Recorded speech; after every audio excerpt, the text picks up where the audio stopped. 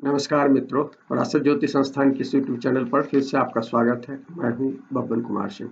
मित्रों, आज जो है सितंबर महीने के गोचर की कुछ महत्वपूर्ण बातों का जिक्र करूंगा।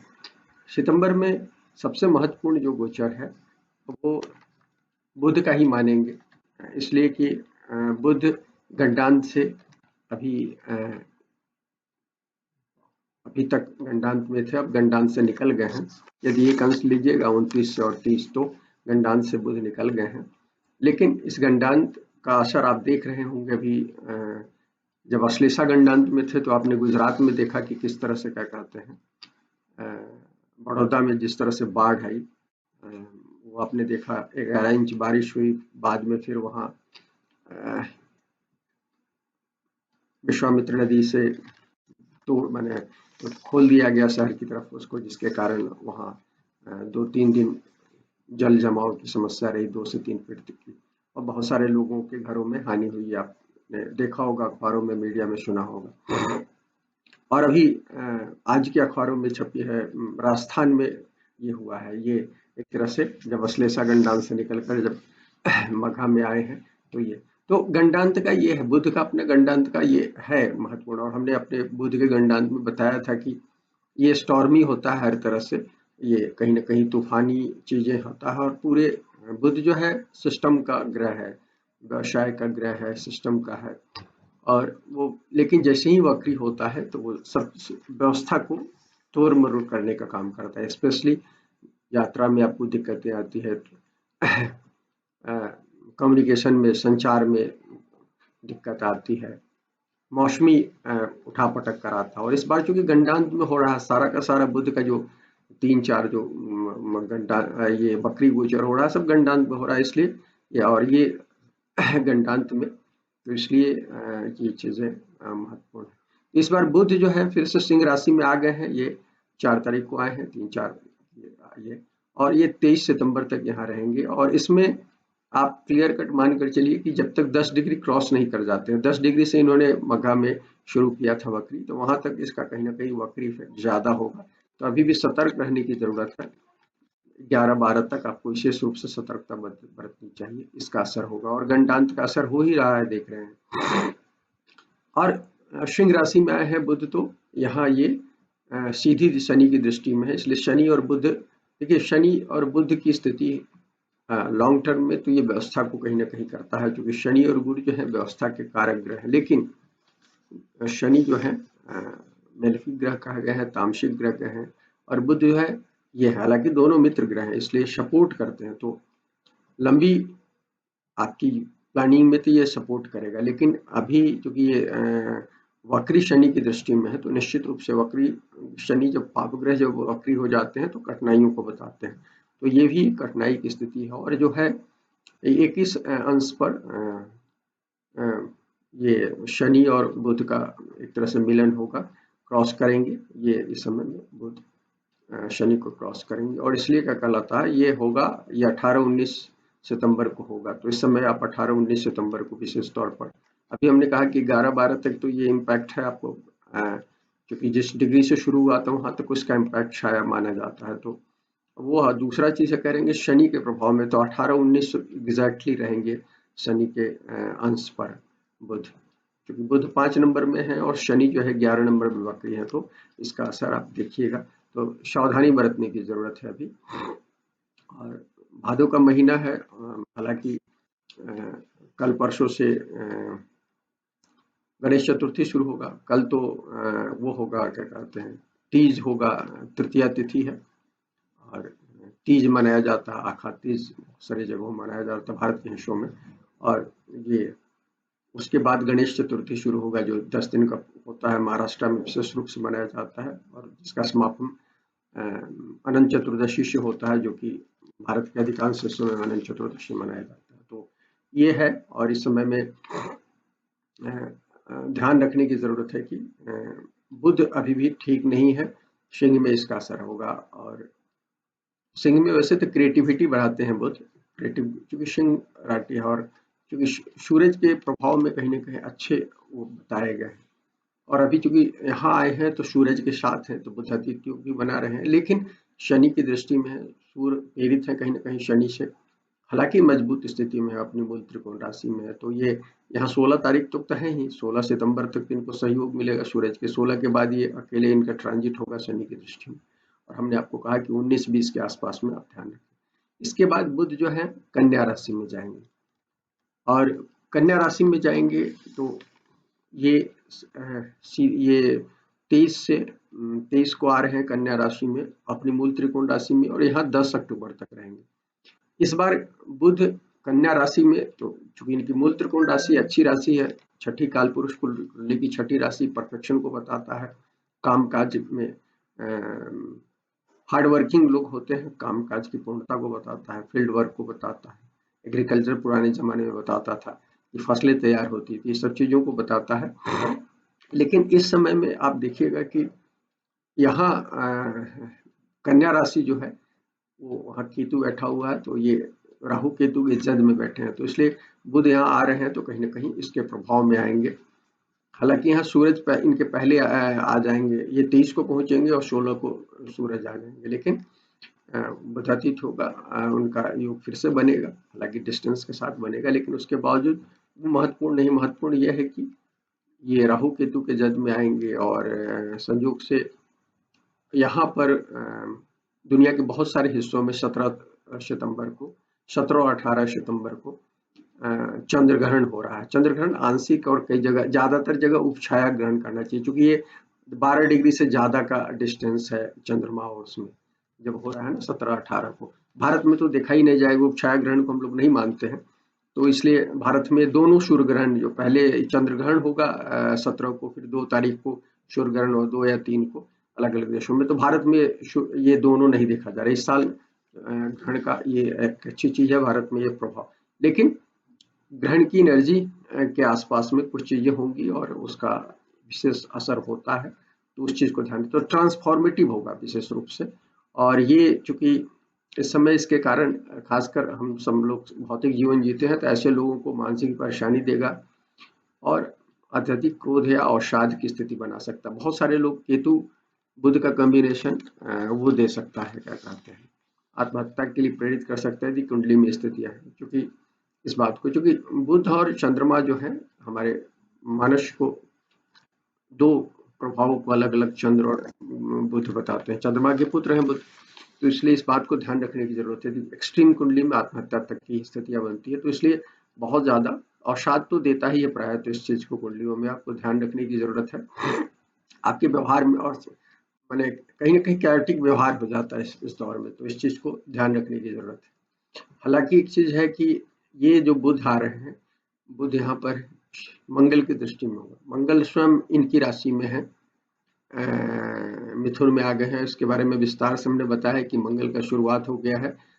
हालांकि वो अभी मंगल जो ये डायरेक्ट मार्गी में इसमें क्रॉस कर रहे हैं मिथुन में, लेकिन इसका इम्पैक्ट हमने देखा है कि ये होगा इसका, तो ये, लेकिन यहाँ होने के कारण बुध की राशि में भी है, और बुध की कन्या राशि को चौथी दृष्टि से देख रहे हैं, तो मंगल की दृष्टि, हालांकि इस पर गुरु की भी दृष्टि है, मंगल और गुरु की जो दृष्टि है, मंगल बुध का कॉम्बिनेशन जो है, देखिए मंगल जो है 10वें घर में वो होते हैं, काम काज की जो जगह कही गई है, प्रोफेशन, टोटल कर्म को मैं मानता हूँ 10th हाउस से देखने की जरूरत होती है, तो वहाँ मंगल वहाँ वो है दिग्बली होते हैं, बहुत मजबूत माने गए, सूरज और मंगल वहाँ दक्षिण दिशा में दिग्बली होते हैं, और 10वां भाव है दक्षिण दिशा में रिप्रेजेंट करता है, मिड जो दोपहर का मिड होता है उसको रिप्रेजेंट करता है, दोपहर में सूरज 10वें घर में होते हैं, तो इस पर यहाँ मंगल सूरज के साथ होता है, तो ये मजबूत स्थिति को रिप्रेजेंट करता है, और 10वें के इस तरह से, और दूसरा चीज में, और मंगल 10वें भाव में कालपुरुष कुंडली में उच्च के भी होते हैं, दोनों चीजें हैं, तो उस तरह से 10वें राशि में उच्च का होना, और 10वें भाव में ये होना दिशा बली होना, दिग्बली होना, ये कहीं ना कहीं मंगल की मजबूती, और बुध इस 10वें भाव के पराशर ने केवल एकमात्र कारक जो बताया है वो बुध को बताया है, चौथे 10वें घर का, तो इसलिए बुध और जो है मंगल का कॉम्बिनेशन, जो अभी बना हुआ है, बुध की राशि में आ गए हैं वो, और लंबा गोचर होना है, ज्यादातर टॉरस में कुछ दिन का होना है और ज्यादातर गोचर इसी में, नहीं सॉरी, कैंसर में कुछ दिन होना है, 1-1.5 महीने, और लेकिन ज्यादातर गोचर ये इसमें होना है। तो इसमें इस बात को ध्यान रखिए कि बुध और ये मंगल की युति हो रही, तो बुध और मंगल की युति प्रोफेशन के लिए अच्छा है, क्योंकि मैंने कहा कि 10वें घर में कारक होते हैं बुध और वो, लेकिन ये रक्त विकार या रज दोष को बताते हैं, इससे स्टोन वगैरह होने की संभावनाएं होती है इस स्थिति में। और अभी आप देख ही रहे हैं किस तरह से क्या कहलाता है शुक्र, और चूंकि शुक्र पीड़ित है अभी, जब तक शुक्र नहीं जाते हैं वहां, जो इस महीने में जाएंगे 18 तारीख को निकल जाएंगे, लेकिन लगातार कई महीनों से पीड़ित हैं शुक्र, अलग अलग राशियों में, कैंसर में आए तो वहां पीड़ित हुए, सिंह में आए तो पीड़ित हुए, और यहाँ कन्या में आए हैं तो पीड़ित ही है, इसलिए कि कन्या में केतु के साथ है तो शुक्र के विपरीत स्वभाव का ग्रह है, और शुक्र वैसे भी कन्या राशि में नीच के हो जाते हैं, डिग्निटी कम हो जाती है, तो इसलिए अच्छा नहीं होता। तो यहाँ इसलिए आपने देखा होगा दुनिया भर में महिलाओं के साथ अत्याचार की स्थिति बढ़ गई है, बलात्कार और इस तरह की घटनाएं लगातार आ रही हैं, आप देख रहे होंगे। तो ये स्थिति जो है, और चूंकि बुध की राशि में है शुक्र, तो इसलिए ये चीजें बढ़ गई हैं। अभी आपने देखा होगा खबरों में, तो मीडिया जिस तरह से पेश कर रहा है, यहाँ भारत में बंगाल से लेकर आप कोई भी स्टेट देख लीजिए, बंगाल में तो एक घटना हुई है, लेकिन हर स्टेट में इस तरह की खबरें आ रही हैं। बंगाल की खबर को हम लोग हाईलाइट कर रहे हैं, उसका एक पॉलिटिकल निहितार्थ है, लेकिन राजनीतिक निहितार्थ है, लेकिन अब और भी जगह देखिए ये हो रहा है। तो इसका कारण यही है कि शुक्र पीड़ित है, लगातार कई महीनों से पीड़ित है, और ये बुध के राशि में होने से ये पीड़ा ज्यादा दिख रही है। तो ये हम ये कह रहे हैं कि ये है जो ये परेशानी जो है इस मामले में जरूर परेशान कर रहे हैं, मंगल की जो दृष्टि होगी, लेकिन मंगल और गुरु की जो दृष्टि है काम काज के लिए बेहतर है। जिन लोगों की कुंडलियां अच्छी हैं उसमें हम ये बताना चाहते हैं कि कन्या राशि में जब बुध होंगे 23 से 10 अक्टूबर के बीच में, तो ये कहीं ना कहीं, बावजूद कि केतु उसमें है, तो केतु और मंगल और सूरज, ये 3 ग्रह हो जाएंगे, 16 तारीख के बाद सूरज भी आ जाएंगे, तो ये इसमें अग्नि तत्व का विस्तार होगा। तो ये काम काज के लिए, जिनकी कुंडलियां अच्छी है उसमें काम काज प्रोग्रेस होगा और हाई स्पीड से होगा, माने ऐसा बहुत सालों में जो समय मिलता है उस तरह का होगा। तो जिनकी कुंडलियां अच्छी है उसमें काम काज के हिसाब से अच्छा है, लेकिन ये हेल्थ इश्यूज बहुत सारे लोगों को क्रिएट करेगा, क्योंकि बुध पीड़ित हो रहे हैं ये। तो इस दौर में आप देखिएगा ट्रांसफॉर्मेटिव एनर्जी है, तो बहुत सारी कुंडलियों में जिनकी कुंडलियां खराब है, जिनकी उम्र दराज है, जिन लोगों ने अपनी व्यवस्था में रहते हुए व्यवस्था का दुरुपयोग किया है, उन सब लोगों को, चाहे पारिवारिक संस्था का दुरुपयोग किया हो, चाहे वो समाज में जिस हिस्से में काम करते हैं वहां किया हो, या आप दफ्तर में हो, या देश या राज्य में आप काम करते हो, उन सब जगहों पर जहां आपने यदि अनियमितता बरती है, तो इस समय आपकी पीड़ा का समय है, या तो हेल्थ इश्यूज होगा या कैरियर में अशांति की स्थिति होगी। लेकिन हमने दूसरा बताया कि मंगल और बुध जो है कैरियर में, जिनकी कुंडलियां अच्छी है, और ये चूंकि शनि जो है एक पुरानी सिस्टम को ध्वस्त करने में लगे हुए हैं और नया सिस्टम बनाने में लगे हुए हैं, तो इसलिए बहुत सारे सिस्टम में नए लोग उभरेंगे। तो ये बुध जो है इस चीज को इंडिकेट कर रहा है। गंडांत में, स्पेशली मघा गंडांत में इसका मेजर ये गोचर हुआ, हमने बताया था 43-44 दिन का गोचर हुआ है, और ये मघा गंडांत में हुआ। तो मघा क्या है, शासन का वो है, गद्दी पर बैठे लोग होते हैं मघा वाले। तो गद्दी पर बैठे हुए, चाहे वो आप परिवार की संस्था की गद्दी पर बैठे हो, चाहे राज्य की संस्था में बैठे हो, या किसी भी, या कस्बे की में बैठे हो, या देश की सत्ता में बैठे हो, तो ऐसे लोगों का कहीं ना कहीं औशान इंडिकेट हो रहा है। दुनिया भर में परिवर्तन, इस साल बहुत सारी जगहों पर इलेक्शन हो रहा है, और इलेक्शन में परिवर्तन मूलक एनर्जी है, तो इसलिए आप देख रहे होंगे। तो ये चीजें हैं और नए लोगों के लिए जगह बन रही है, तो ये समझने की जरूरत है। इस समय इसी को ट्रांसफॉर्मेशन में बोल रहा हूँ कि ट्रांसफॉर्मेशन होगा। जो लोग व्यवस्था का दुरुपयोग किए होंगे, जिनके मदर फादर ने यदि व्यवस्था का दुरुपयोग होगा, तो नए लोगों को भी परेशानी हो सकती है, लेकिन ज्यादातर नए लोगों के लिए कुंडली, जिनकी कुंडलियां अच्छी है, उस समय में प्रोग्रेसिव होगा, वो अपनी व्यवस्था में कोई नई पहचान क्रिएट करेंगे। ये चीज समझने की जरूरत है। ये बुध जो है 30 सितंबर को सूर्य को पार करेगा, और लगभग 29 को पहले केतु को पार करेंगे, 29-30 को पहले केतु को पार कर रहे हैं, फिर चूंकि 12 डिग्री पर है शायद वो है, 13 डिग्री पर सूरज को पास करेंगे। 12-13 डिग्री माने केतु और सूरज भी एक ही साथ एक ही अंश पर हैं और उसी समय बुध पहले केतु को क्रॉस कर रहे हैं फिर कर पाते हैं। तो ये आप मान कर चलिए 29-30 की स्थिति दिख रही है। तो जब सूर्य को पार करेंगे और केतु को पार कर रहे हैं तो ये बता रहा है अतीत से संबंधित कुछ चीजें जो हैं वो आपको जो उलझने हैं जो आपके जीवन में उन कठिनाइयों को दूर करने में मदद करेगा, नई रोशनी देगा, नया इनलाइटमेंट देगा, जिससे आप क्या कहलाता है पुरानी चीजों को इस दौर में। और देखिए जब इस तरह की चीजें होती हैं तो हमको ऑडिट करना चाहिए अपनी चीजों को। और बुद्ध तो वैसे भी ऑडिटिंग को बताते हैं, ऑडिटिंग बुद्ध के प्रभाव में होता है। यदि आप ऑडिट करेंगे और नए तथ्यों के आलोक में अपने जीवन को देखने की कोशिश करेंगे पुरानी चीजों को छोड़कर, क्योंकि हम सब लोग क्या है पुरानी चीजों से अपने अनुभव से चिपके रहते हैं। ये हमारी ट्रेजेडी है हम सब लोगों के जीवन की, हम पुराने अनुभव से चिपके रहते हैं और उसी आधार पर डिसीजन लेते हैं। ये दौर बदलाव का है और हमको पुरानी अपने अनुभवों को छोड़कर नए सिरे से सोचने के लिए नए सिरे से सोचने की आदत डालनी चाहिए। तो नए तथ्यों के आलोक में अपने को बदलने की जरूरत है। तो ये बदलने का ये है बुध का कन्या राशि में गोचर स्पेशली हम बताना चाहते हैं सिंह से लेकर कन्या तक। तो ये एक मेजर है और हमने इसलिए कहा कि हमने सबसे पहले बुध की चर्चा इसलिए की और दोनों उसके गोचर की चर्चा की कि बुध जो है मंगल को समेटे हुए, मंगल जो है बुध की राशि में। अब मैं मंगल की चर्चा कर देता हूँ फिर शुक्र पर बात करूंगा। देखिए मंगल जो है मिथुन राशि में है, इसकी ज्यादा मैं चर्चा कर चुका हूँ इसलिए ज्यादा यहाँ चर्चा नहीं करूंगा आज।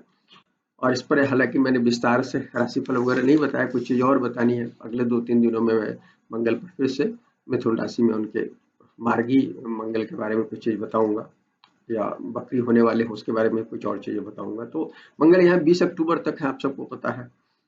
और ये मंगल बुध का योग हो रहा है और मंगल बुध का योग हो रहा है जो मैंने अभी बताया उसी से मंगल बुध का कैरियर पॉइंट से बहुत सारे लोगों के लिए अच्छा ये गोचर बना और खासकर मार्गी में है जब 20 अक्टूबर तक। तो ये यहाँ से शुरुआत होगी आपके जीवन में, कुछ नया चीज शुरू होगा, उसको समझिएगा। यदि आप समझेंगे तो ये आपके जीवन में अगले 15 साल 20 साल ये काम आएंगे। इस बात को समझिएगा कि यदि ये एक नया साइकिल आपके जीवन का शुरू करेगा ये मंगल बुध का जो कॉम्बिनेशन है, क्योंकि मंगल जो है वक्री होने वाले हैं और ये मिथुन राशि में हो रहे हैं मेजरली। पिछले साल हुए थे 2 साल पहले 1.5 साल पहले, तो उस समय 2 साल पहले होते हैं तो उस समय 22-23 के बीच 22 में हुए थे लास्ट में। तो मंगल जो हुए थे तो उसमें टॉरस में अधिकांश हिस्सा था, मिथुन में कम था। अब मिथुन में ज्यादा होगा और कैंसर में कम होगा। तो अब ये जो होगा तो ये मिथुन के लिए इंपॉर्टेंट है। तो बुध और जिन कुंडलियों में बुध और मंगल की युति है या बुध और मंगल कहीं ना कहीं केंद्र संबंध में है, त्रिकोण संबंध में है, ऐसी कुंडलियों में केंद्र त्रिकोण संबंध से भी मैं बता रहा हूँ कि त्रिकोण संबंध में भी मंगल बुध है। तो आपके जीवन में ये कुछ न कुछ नई चीजों को इंडिकेट कर रहा है। नई चीजें अच्छी या बुरी होंगी ये आपकी दशा भुक्ति पर निर्भर करेगा, आपकी कुंडली में उसका क्या योगदान है।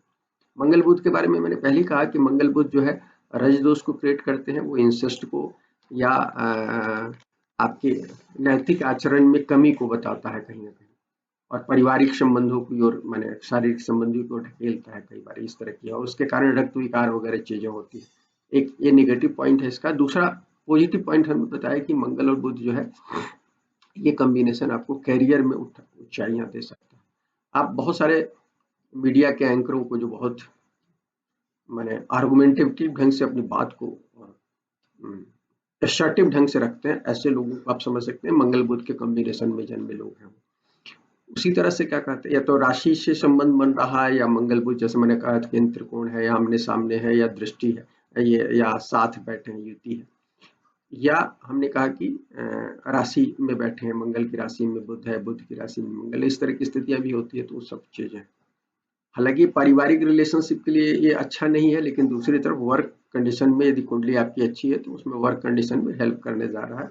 और ये उस रूप में मैं कह रहा हूँ कि बहुत सारे लोगों के जीवन में उत्थान देगा। और बहुत सारे लोगों ने जिन लोगों ने दुरुपयोग किया उनके ये मिथुन का ये जो हो रहा है मार्गी और ये लगभग वहां तक जाएगा, अगले साल जून तक जा रहा है, एक तरह से कैंसर में जून तक जाएगा, ऐसे अप्रैल मई तक जाएगा।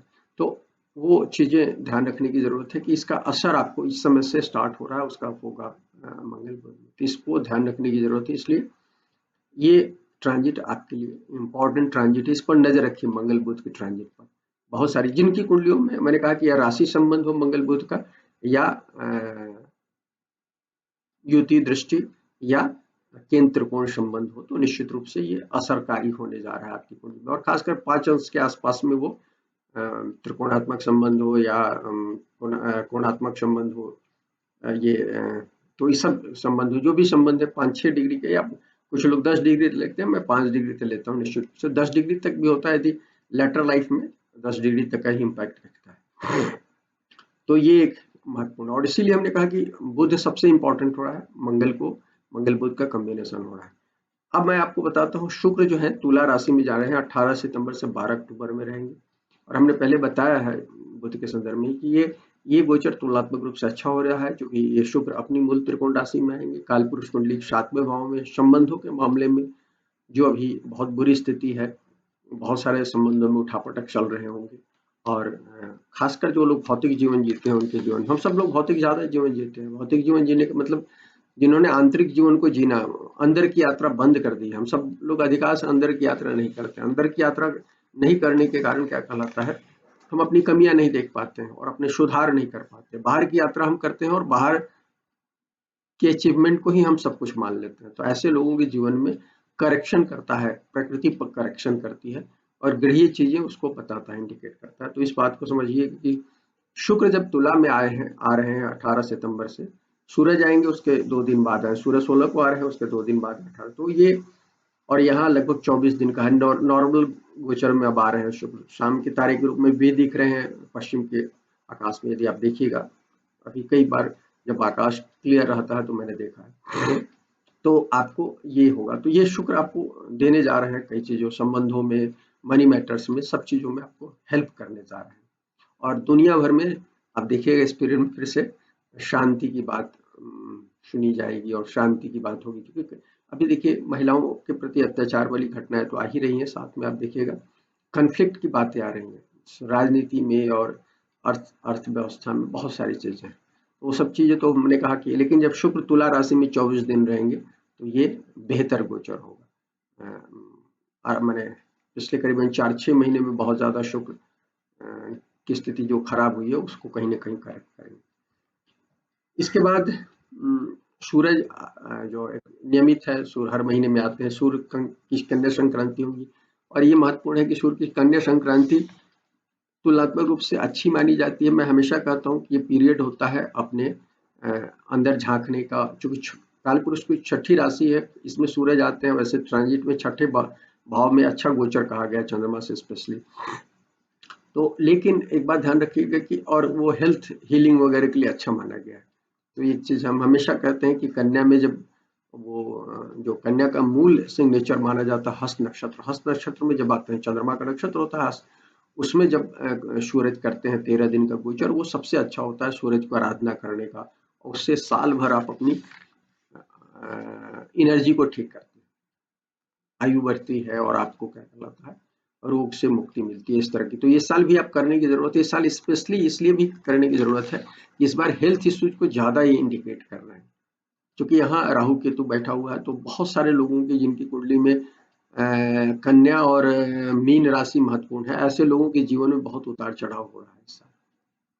अब ये उतार भी होगा और चढ़ाव भी होगा। जिन लोगों को ऊपर आगे जाना है, जिनकी कुंडलियों में भी आगे जाने का योग है, वो आगे जाएंगे, और जो जिन लोगों की कुंडलियों में पीछे आना है या जिनके जीवन में रिडक्शन है, वो रिडक्शन भी होगा। तो ये चीजें दिख रही है।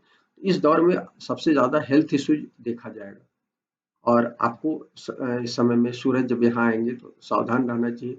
बहुत सारे लोग इस समय प्रेरित हो सकते हैं अपने स्वास्थ्य, लेकिन हमने कहा कि यदि, क्योंकि केतु यहाँ बैठे हुए हैं तो हेल्थ और सूरज के साथ हैं, तो बहुत अच्छा है यदि आप क्या कहलाता है अपने हेल्थ को इम्प्रूव करने की कोशिश करेंगे। और एक बात देखिए, सबसे खराब ट्रांजिट जो होता है, जो सबसे खराब भौतिक संदर्भ में हम लोग कहते हैं कि खराब ट्रांजिट है, वो ट्रांजिट को आध्यात्मिकता के लिए सबसे अच्छी होती है। यदि उस समय आप आराधना करें ईश्वर को, प्रकृति को, किसी भी रूप में, मेडिटेशन के रूप में करें, या मैं इसलिए प्रकृति शब्द इस्तेमाल करता हूँ, ईश्वर की जगह कई बार प्रकृति शब्द इस्तेमाल करता हूँ। ईश्वर भी प्राकृतिक शक्ति ही को रिप्रेजेंट करते हैं। तो यदि आप किसी भी धर्म के हो, किसी भी आप जो चीज मानते हो, उस हिसाब से यदि आप साधना करते हैं इस पीरियड में, तो बहुत अच्छा क्या कहलाता है, आपके लिए ये पीरियड हो सकता है। ये आपके लिए एक नया दृष्टि खोलेगा, आपके ज्ञान का विस्तार करेगा, इनलाइटन करेगा आपके जीवन, आपकी आयु बढ़ाएगा, रोग से मुक्त करेगा। तो ये चीज है, इस साल स्पेशली केतु बैठे हैं, तो हम आप सबसे आग्रह करेंगे कि ये जो 13 दिन हस्त नक्षत्र में होगा, हम बताएंगे जब वो सिंह राशि की बात करेंगे, जब संक्रांति होगा। तो अभी मैं एक चर्चा बता रहा हूँ, आप लोग इसको ध्यान रखें, क्योंकि सितंबर के गोचर की चर्चा कर रहा हूँ, तो ये आपको कहीं ना कहीं ये इम्प्रूवमेंट के लिए अच्छा है। दूसरा चीज है कि ग्रहण हो रहा है, जो सूर्य चंद्र होगा, तो इसलिए 17-18 सितंबर, जिसकी मैं शुरू में ही चर्चा कर चुका हूँ, तो वो चीजें इम्पोर्टेंट, अब दोबारा चर्चा नहीं करना चाहूंगा। इस महीने श्राद्ध पक्ष शुरू हो रहा है 17 तारीख को, और खास तौर पर अभी जो लोग केतु से पीड़ित लोग हैं, मघा में बुध की जो गंडांत में हुआ है उसके कारण, तो उन सब लोगों को विशेष तौर पर ये मौका है कि अपनी चीजों को सुधार करें। यदि जीवन में कुछ हुआ है तो भी, या नहीं हुआ है तो भी, दोनों स्थिति में, क्योंकि पितर उनके वो होते हैं, तो पितरों की पूजा श्राद्ध के रूप में पक्ष में हम करते हैं। साल में एक बार मौका आता है, 15 दिन का समय है, ये 2 अक्टूबर तक का है, 17 से लेकर 2 अक्टूबर के बीच में होगा। श्राद्ध में आप पितरों को याद करें, दोपहर में उसका अच्छा मुहूर्त कहा जाता है, 12 11:30 से 12:30 के बीच में होता है। मुहूर्त का नाम मैं भूल रहा हूँ, अच्छा नाम है उसका। तो उस मुहूर्त में आप जरूर जल डालें, नहीं कुछ संभव हो तो आप अपनी अंजलि से जल डालें, चाहे जैसे भी आपको जैसे आता है, दक्षिण दिशा में खड़े होकर दोपहर में उनको याद करें, अपने पितरों को।